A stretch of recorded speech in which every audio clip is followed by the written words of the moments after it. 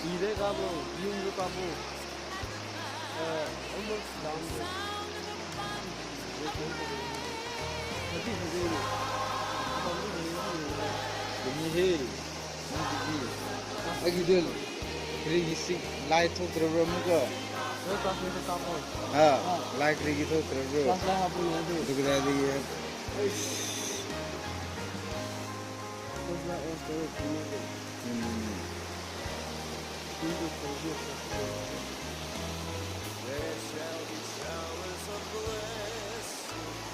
Oh, that today they might fall. Oh, aja pol tinggu kayu terus. Win tinggu. Nganu ani itu utre.